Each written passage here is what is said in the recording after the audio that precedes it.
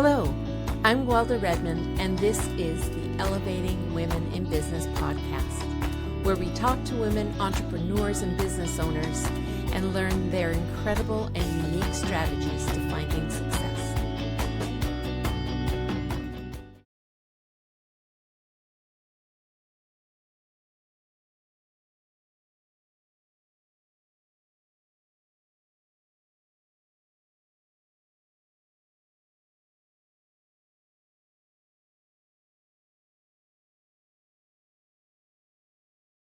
Hi, I'm Guelda Redman, and I am the host of Elevating Women in Business.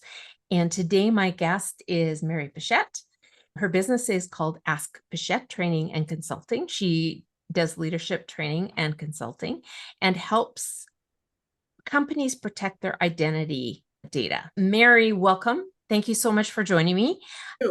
So Mary, tell us a little bit about yourself. Just tell us, who is Mary and what is she like? Thank you for asking. Well, I'm a very, very nice woman. In describing myself, I'm adventurous, and my adventure isn't that I'm out climbing mountains and jumping out of airplanes, but I'm adventurous in the vision and going after new ideas, meeting the most prevalent needs that might be emerging in front of us. My passion has always been seeking to find justice. My background goes all the way back to opening some of the first transition houses ever in Canada, going on and opening the first crisis line for younger people surviving what today we refer to as family sexual abuse. Being on the front lines, I opened one of the first services in Canada working with survivors of human trafficking, locally and internationally.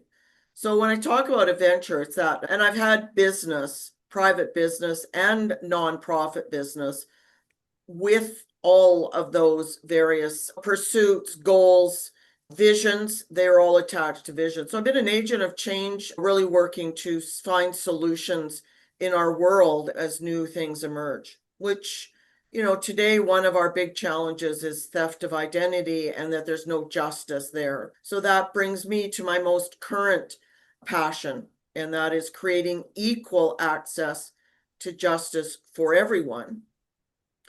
And the thread in all of that is, therefore, especially with women, empowering women to believe in themselves to solve some of the big problems we're facing.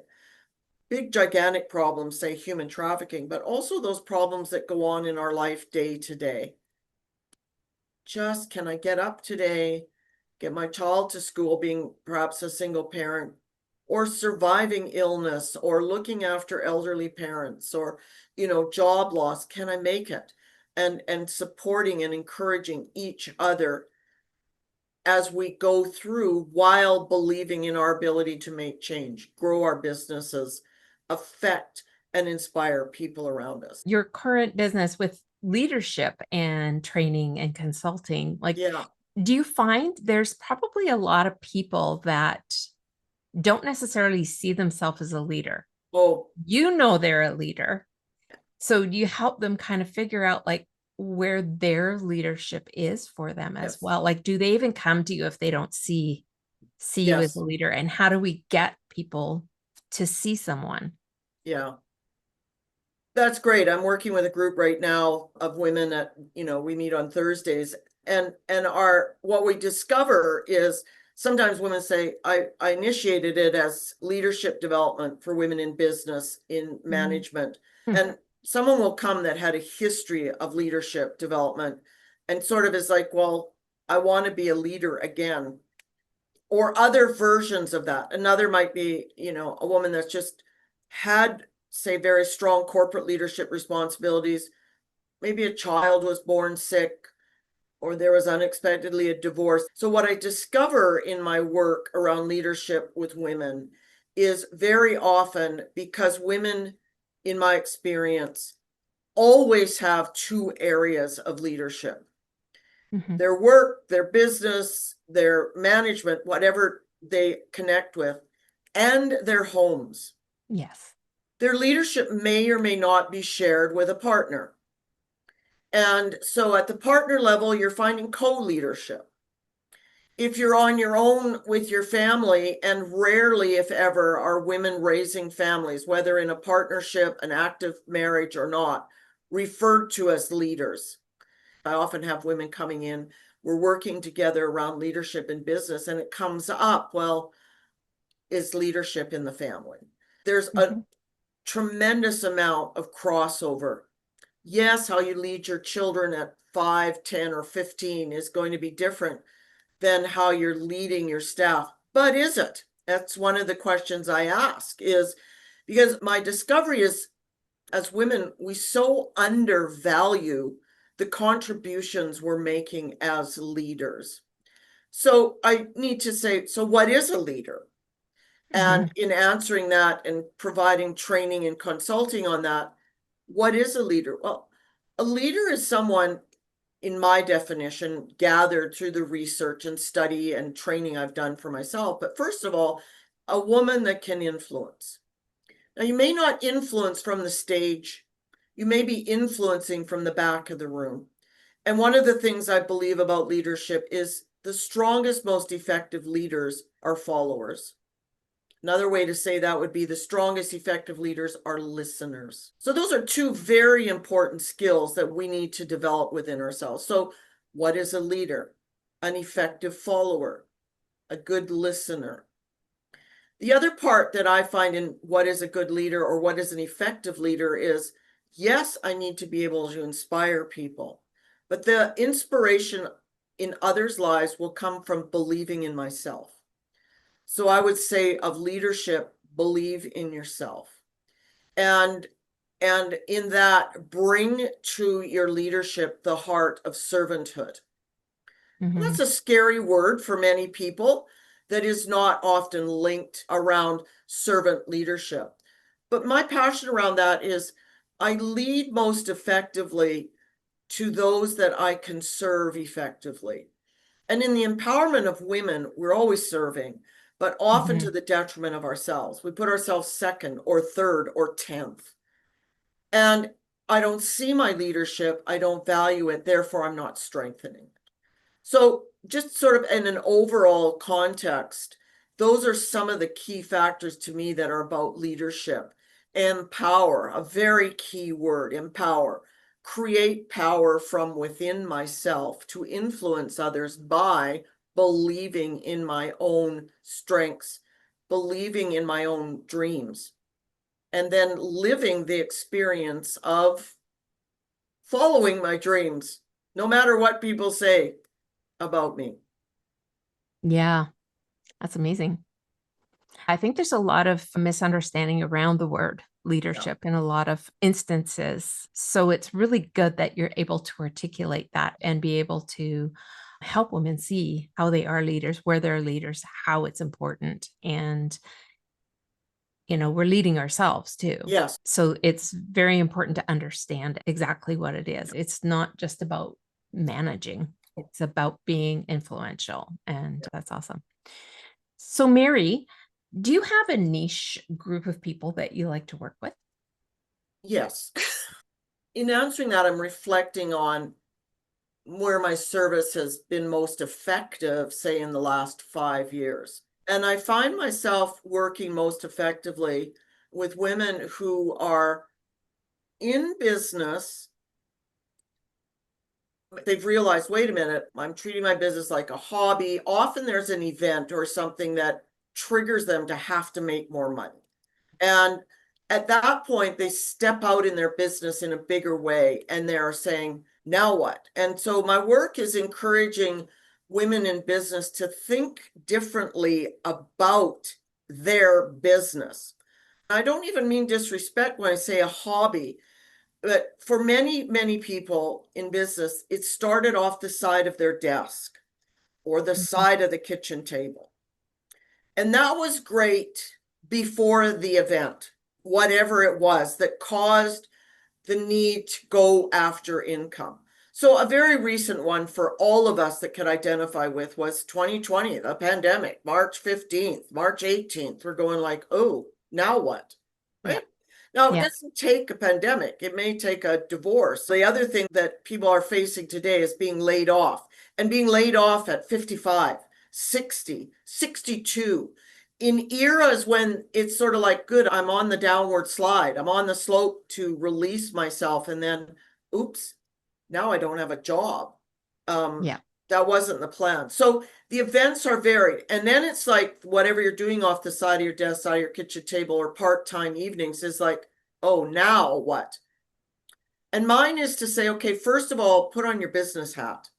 What does that look like? And and so I'll do consulting around and draw in other team or experts around me for referral purposes. Do you have a business plan? Oh, do you know your expenses? Have you sat down with someone that can take your shoebox of receipts and turn it into an expense tracker, so how much do I have to make? Where am I going with this? Yeah. And then the other is, so those are some very practical things.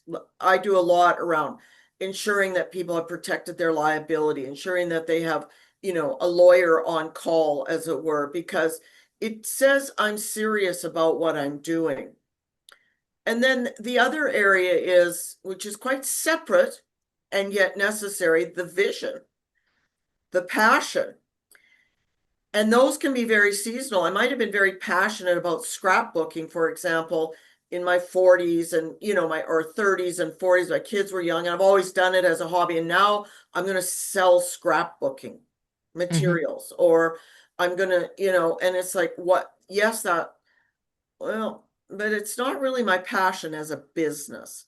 So I find there's sorting those things out, and that is aligning expectations with what your needs are, with what you want. And that can be a journey. And you may have one want and passion at 40, another at 50. I mean, it could change. So those are the areas that I really work with women in terms of that empowerment. When you say I'm in business, I have to talk to people, have conversations. I have to have the skill of closing. And I find so many women, especially when they've made that second leap, or that first leap into the second phase. Well, I don't want to be salesy. And every single thing we do involves a conversation of educating someone. Everything we have, you and I are speaking right now, you have a microphone, somebody sold that to you, educated you about it. Yeah. We're on our computers, we chose, Zoom, and every single thing came into our life because someone sold it, offered it. And Yeah. that is what sales is. So that's sort of that practical side that is very important as well. Yes, and that is a really hard piece for a lot of women when they're doing that shift, to feel like they're being too salesy instead of seeing it as a service. Being of Absolutely. service. Yeah. And I find a lot of that comes out of what I call purchase regret. In other words, Mhm. I have a bias and a fear of pushy salespeople Mhm. because I bought something I didn't want to. Now, when I speak into that and address it, I find what I'm working with in my own life as well is woman the pleaser. The woman Mhm. that bought, the woman, myself included, that said yes, has put herself in business to please somebody. So it's that pleaser that ends up saying, I don't want to be pushy. I don't want to be salesy, because pleasers need to be seen always as likable. So the Yeah. bias is by their own personal experience. They made lousy buying decisions. And Yep. instead of fixing that internally, they adjust it by saying, I'm not going to be like that. No, what you don't want to be is a pleaser. You want to be the woman that can say, I love what I'm doing. Yeah. Most people are going to say no, but so what? Yeah. That's not about me. And changing those very limiting beliefs around sales. Yeah. Sales is education. It's fantastic. Stand up, say, I'm a proud saleswoman.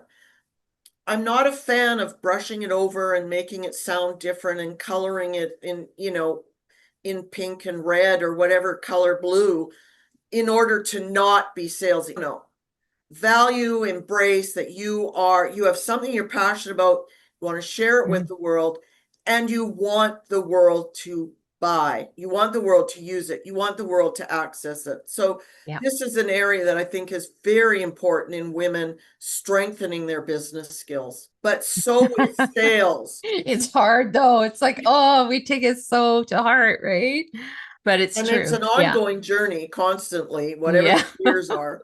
I mean, I'm talking a good story here, but I have to get up in the morning and like they say, I got to put my pants on one leg at a time.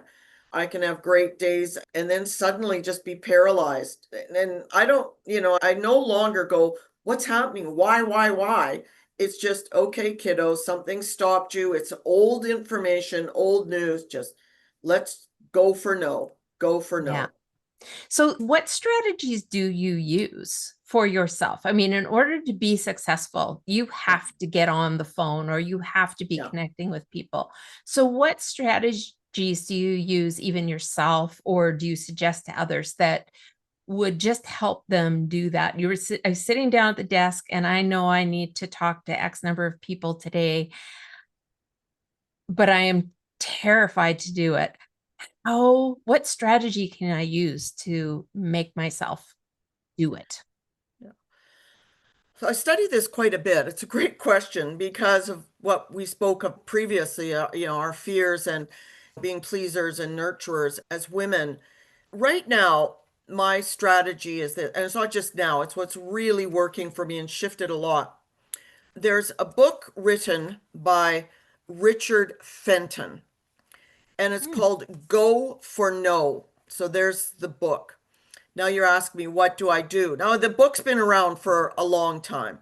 mhm, Many of the matters that we're talking about are covered in there, but not in a wishy-washy way. It's one of the, in terms of the amount that I read and the studies I do in leadership, business, management, mindset, it's one of the best in terms of action. So I have a goal that every week I go after 100 no's.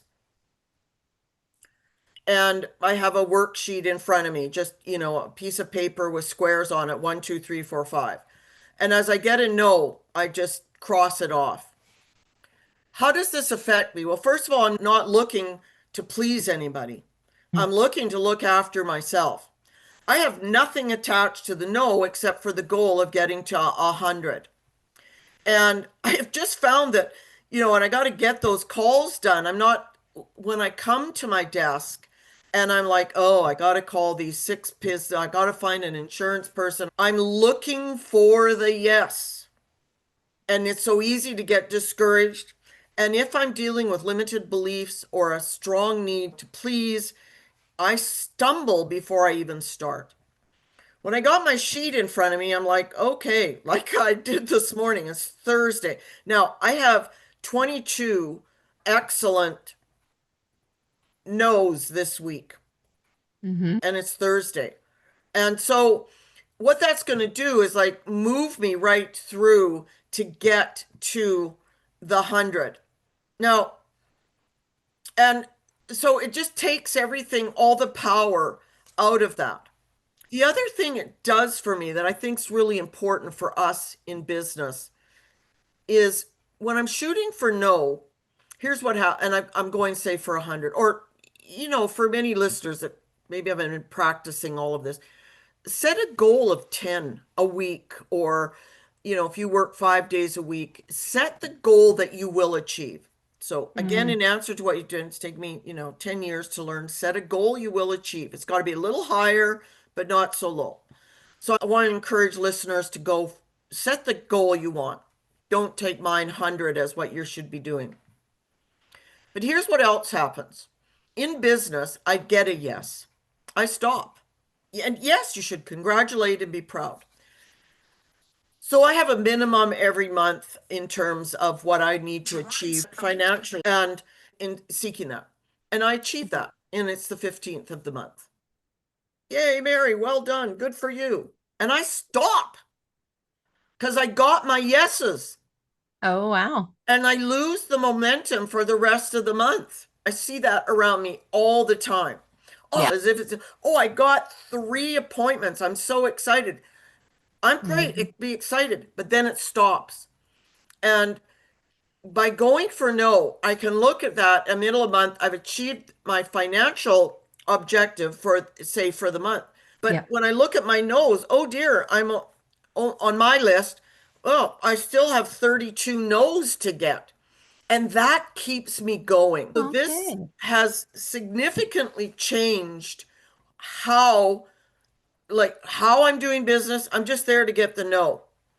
And then when I achieve something, I don't celebrate. I may, whatever it is, depending on the achievement. But historically, I was all too often just pausing. Now, in my leadership and training consulting, working with someone and I'm, so they've set a goal and then they're excited, they've met it.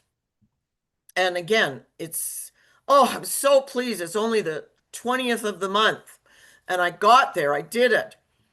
And I'm like, yes, good for you. And how many no's are left on your list?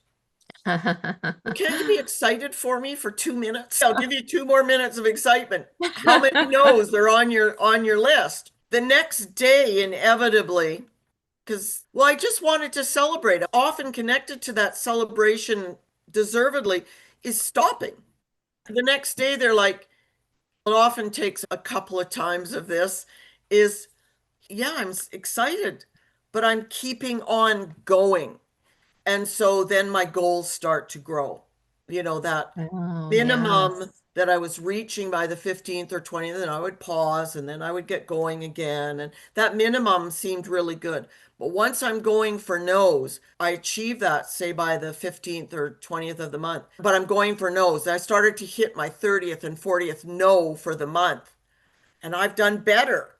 So next Yeah. month, I set a little higher goal in terms of achievement, but that's not my measure. My measure is how many How many no's. knows? And Wow. so it's very inspiring. The book itself is a story, very easily read. So it's very, very good. And there is a sequel now to it, bringing it into today's era.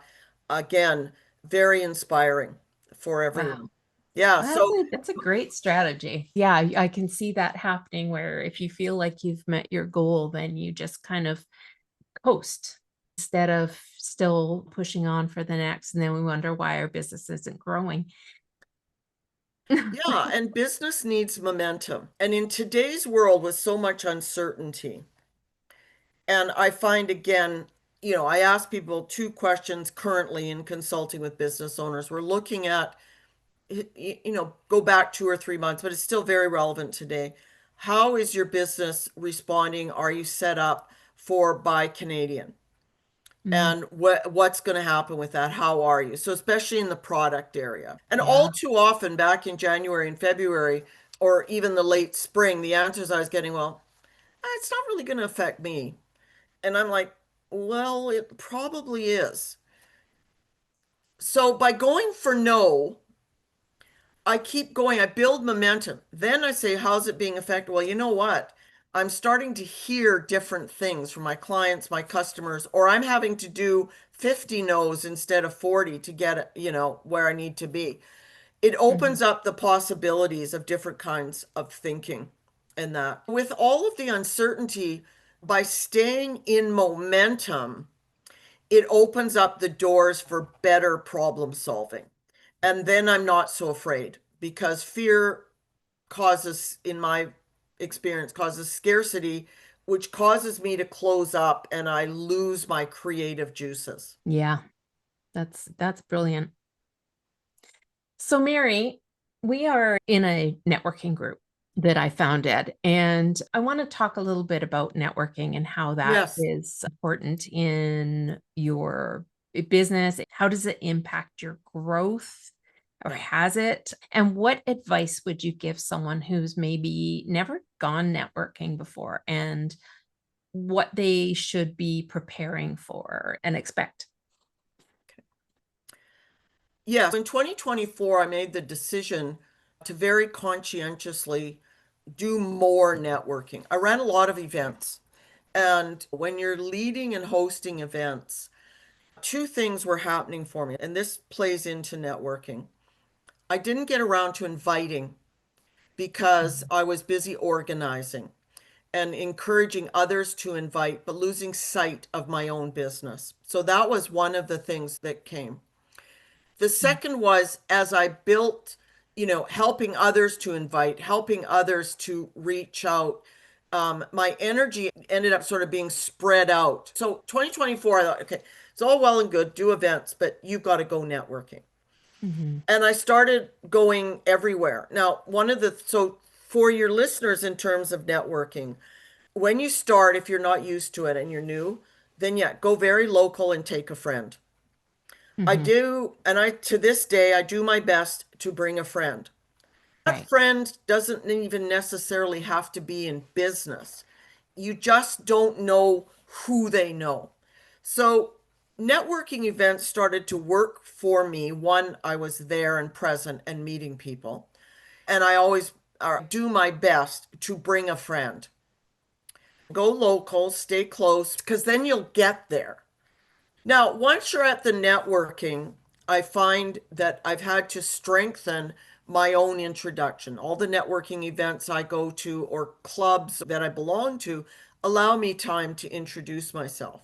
Mm-hmm. So the better part as I went through 2024, I just went shopping for networking. So I would say to people, go find a Yeah. group that you like, but then find another one that you're not so comfortable with.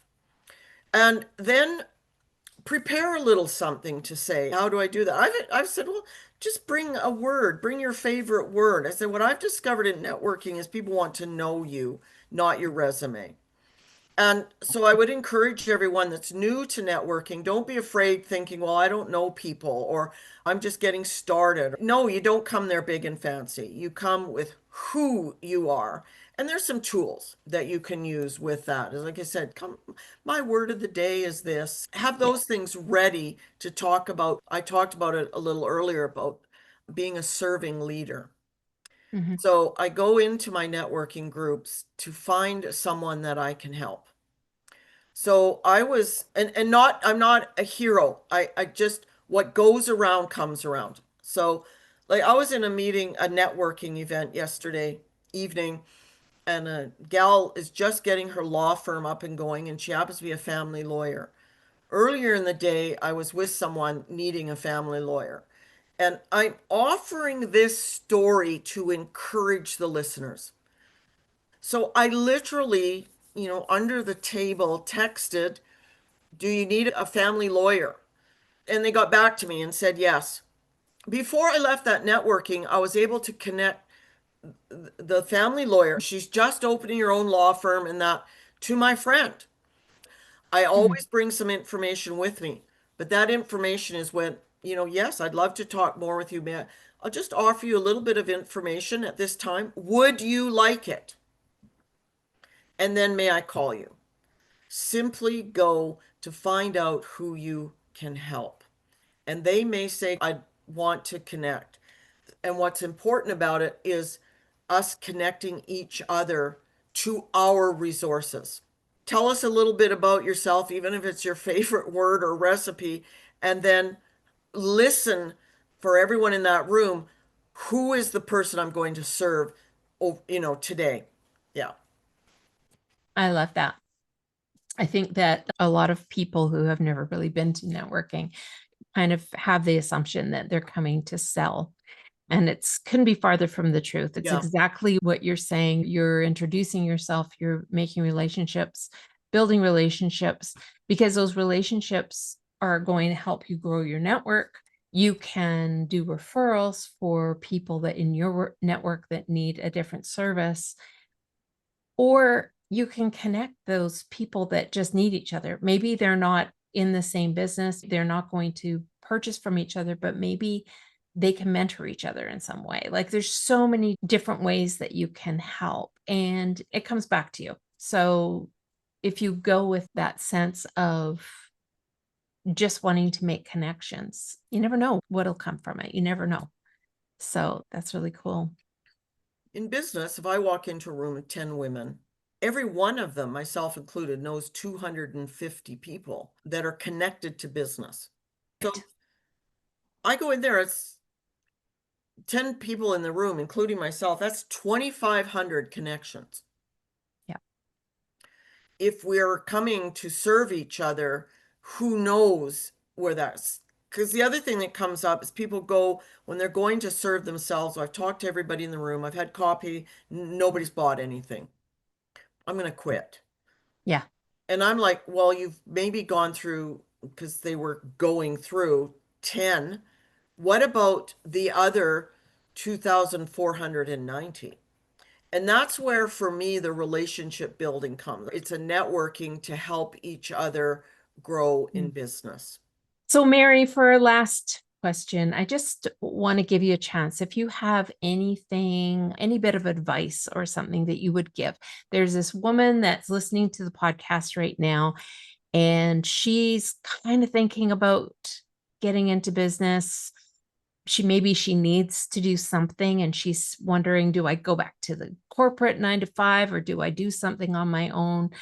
But she kind of really wants to do something on her own. Do you have advice for her on how, like, where do you start? Yes, because very often when people are looking to start, I'll just preface my answer with I find people go into looking for business or planning to be in business because they see it as their salvation.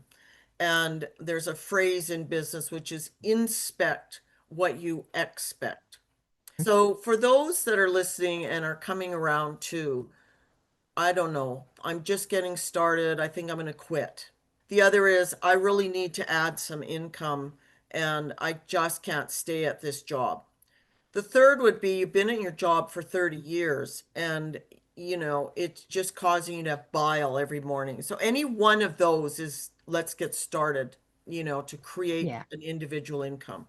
Go to a networking. And when you introduce yourself, say very clearly, I'm looking forward to meeting all of you because I've got some business. I'm looking to start my business or launch my business. I look forward to having a coffee with anyone that can help me get started. Now, the reason I say that is if you go into networking, say, I'm looking to start a business, 8 out of the 10 people in the room, well intentioned and caring, are going to ask you to join their business. Or they're going to say to you, my uncle is hiring, or my brother is looking at a succession plan. They're going to look to solve your problem with their business idea. They may have the perfect business for you. Make no mistake, the answer may be in that room. But when I introduce myself saying I'm starting or I'm launching my business in XYZ, I'm here to have coffee with anyone that could meet with me to tell me what did you do to start. Use your networking for that. And you want to hear from others what they actually did in their business. So if you're looking for specific things in your business, then ask for that. The more general you are, the more general the responses, and that's not always helpful. What I've discovered with networking, like for example, we're talking here, you're the founder and leader of BC Women's Business Networking. I partnered with that. There I was out shopping for networking. And I just want to let our listeners know what I find about BCWBN that stands apart for me in networking is yourself as a business coach. You put your money where your mouth is. You're doing this podcast. You've invited me as a member. That's a member benefit to me. You're helping me get my business out and other women that are participating. I really value that. You're not just wandering down the street finding any old person so you can fill your networking. You're saying, I'm going to go to the experts or women within Mhm. my group. And I really value that. And I find that the other thing with BC Women's Network, the website is very good. It's very user friendly. I can find my information and I can find it readily and easily. But then when I use it, like say I want to register for an event, your systems work. I just will finish with this. Your expertise as a business coach, you're very generous with that. So thank you. And I been in networking groups where it was a business for the woman leading it. And so it should be. It is a business. It's time consuming. I embrace that as your business. Yeah. And I've also found the business was geared to getting members as opposed to serving people. Well, Mary, I want to thank you so much for being my guest today. You have given us so much information. Talk about value.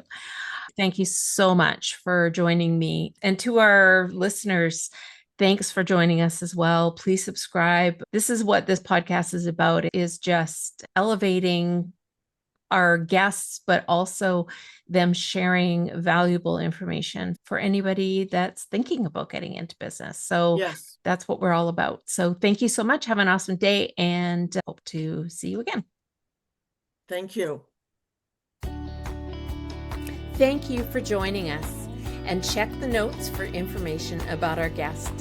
I invite you to join us at the BC Women's Business Network to meet many more amazing women. Hit the subscribe button and join us again next time on Elevating Women in Business.